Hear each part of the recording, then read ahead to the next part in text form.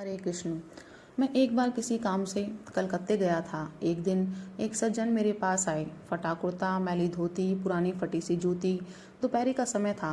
सकुचाते डरते हुए से मुझसे कुछ दूर पायदान के पैर पोंछने का बिछावन पास बैठ गए। मैं एक अन्य सज्जन से बात कर रहा था। मेरी नज़र उनकी ओर गई। उन्होंने बड़ी विनम्रता पर संकोच के साथ नमस्कार किया, मानो वह ऐसा मानते हो कि वे नमस्कार करने योग्य भी नहीं हैं। मैंने बदले में नमस्कार किया, उनको नज़दीक आकर सतरंजी पर बैठने के लिए कहा। वे नहीं उठे, हाथ जोड़कर बोले, यहाँ बहुत ठीक है। मैंने उठकर उनका हाथ पकड़कर अपने पास बैठा लिया। उनके नेत्रों में आंसू छलक आए। पहले वाले सज्जन कुछ देर बात करके चले गए। तब मैंने उनसे पूछा, भाई जी आप कैसे पधारे, कहाँ रहते हैं? उन्होंने अपने नाम जाति का परिचय दिया। मालूम हुआ कि वे मेरी ही जाति के अच्छे घराने के व्यक्ति हैं। फिर उन्होंने कहा, मैं आया तो था एक काम से, पर मुझे कहते बड़ा संकोच होता है, डर भी लगता है। मैंने उनसे कहा, आप जरा भी संकोच न कीजिए, आप तो मेरे बड़े भाई हैं, अपना काम बताइए। मुझसे होने लायक होगा तो मैं अवश्य करूँगा। मेरी बात सुनकर उनमें साहस आया। उनके चेहरे पर कुछ आश्वासन तथा आनंद की रेखा दिखाई दी। वे बोले, आप कर सकते हैं तभी तो आया हूँ। मेरी वृद्धा माता 3 महीने से बीमार हैं। वे चल फिर नहीं सकती। पता नहीं क्यों 2 महीने पहले मुझसे उन्होंने कहा कि उनसे मिलना है। वे यदि कलकत्ते कभी आए तो ख्याल रखना और मुझसे मिलाना। अब परसों आपके यहाँ आने का पता लगा, तब माताजी के कहने पर मैं यहाँ आया हूँ। माताजी आपसे मिलना चाहती हैं, आप पधार सके तो। मैंने कहा, जरूर आऊँगा, वे मेरे भी तो माताजी हैं, मुझे उनके दर्शन का सौभाग्य और लाभ प्राप्त होगा। मैंने उनका पता नोट कर लिया और दूसरे दिन 11 बजे उनके घर पर पहुँचने का समय दे दिया। मैंने उनसे कहा, हम शायद 3-4 आदमी होंगे। दूसरे दिन सवेरे मैं अपने 2 मित्रों के साथ निकला। जहाँ पहले जाना था वहाँ पहुँचा, वहाँ से एक जगह और गया। लौटते समय कोई जुलूस जा रहा था। रास्ता बंद था, इसलिए रास्ते में रुकना पड़ा। पहले ही कुछ देर हो गई थी। हमारी मोटर लगभग 1 बजे उनके मकान की गली के सामने पहुंची। वे वहां खड़े इंतजार कर रहे थे।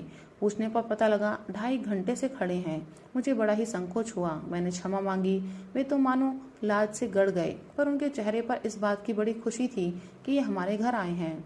मैं उनके साथ साथ उधर गया। जाकर देखा, एक छोटा सा कमरा है। सामान प्राय कुछ भी नहीं है, पर बड़ा साफ सुथरा है। एक चारपाई पर बुढ़िया माताजी लेटी हैं। उनके पैरों की ओर उक्त सज्जन की धर्मपत्नी खड़ी हैं। एक 8-10 वर्ष का बच्चा भी उनके पास खड़ा है। वे मुझे देखकर बड़ी प्रसन्न हुई। मैंने माताजी के चरणों में नमस्कार किया। माताजी की आंखों में आंसू आ गए। कुछ देर के बाद वे आंसू पोंछकर बोली, आप बैठिए, अब मैं सुख से मर सकूंगी। कई वर्ष पहले मैंने आपका एक भाषण सुना था, तब से मन में थी आपको घर बुलाकर भोजन कराऊं, पर मेरा भाग्य ऐसा कहाँ था। अब दूर देश में रहते हैं और हम लोग वहाँ नहीं जा सकते। अब बीमार होने पर तो मेरा धीरज टूटने लगा। मैंने लड़के से कहा, मैं रात दिन आपको याद करती रहती हूँ, अब की आए तो जरूर मिलाना। लड़के ने कहा, वे यहाँ बहुत कम आते हैं और आते भी हैं तो बहुत व्यस्त रहते हैं तथा हम गरीबों के घर शायद उनके साथी संगी उन्हें ना आने दे। मैंने कहा, जरूर आएंगे। अब आज तुम आ गए। सवेरे से बहू ने रसोई बनाकर रखी है, तुम खाकर जाओ। मुझे माता के वचनों से बड़ा आनंद मिला। भूख प्यास बहुत लग रही थी। फिर मैंने सोचा, ऐसा अमृत भोजन कहाँ मिलेगा। इसमें जो प्रेम का सुधा रस भरा है वह बड़ा ही दुर्लभ है। मैंने सानंद स्वीकार किया। उन्होंने बड़ी तैयारी की थी। अवश्य ही वह था उनके घर के अनुसार ही, पर था बहुत ही बढ़िया चावल, दाल, रूखा फुल्का और एक चटनी। उक्त सज्जन की पत्नी ने कहा, हम गरीब हैं इसलिए मिठाई आदि कुछ नहीं बना सके। घी तो घर में कभी आता ही नहीं। मैंने कहा, मिठाई तथा घी में जो स्वाद है वह तो जीव भर का है। आपकी ये चीजें तो जीवन भर के लिए भीतर मिठास भर देने वाली हैं। बुढ़िया माता धीरे धीरे चारपाई से उतरकर मेरे पास बैठ गईं। उनकी पुत्रवधू तो परोस ही रही थी। मेरी बात सुनते ही उन दोनों के नेत्रों से आनंद के आंसू बहने लगे। मैंने हट करके उक्त सज्जन को तथा बच्चों को भी भोजन के लिए पास बैठा लिया। उन्होंने 5 पत्तलें परोसी। हम सबने बड़े आनंद से भोजन किया। उस पवित्र भोजन का माधुर्य सदा ही याद आया करता है। जीवन में शायद 2-4 जगह ही इस श्रेणी का भोजन मिला होगा। उस पवित्र भोजन में कितना स्वाद था, इसे बताने के लिए शब्द नहीं है। भोजनोपरांत मैंने उनके पास बैठकर कुछ देर घर के तौर पर बातचीत की। उनकी स्थिति पूछी तो उक्त सज्जन ने बताया कि मुझे 60 रुपये मासिक वेतन मिलता है। इससे हमारी बहुत मजे में गुजर हो जाती है। कोई भी कष्ट नहीं है। आवश्यकता ही ज्यादा नहीं, तब कष्ट क्यों होगा। कष्ट तो अभाव से होता। उनकी उस बात से उन पर मेरी श्रद्धा और भी बढ़ गई और मैंने कुछ शिक्षा प्राप्त की। कुछ देर बैठकर बुढ़िया माता को प्रणाम करके हम लोगों ने अपने भाग्य की सराहना करते हुए उनसे आज्ञा मांगी।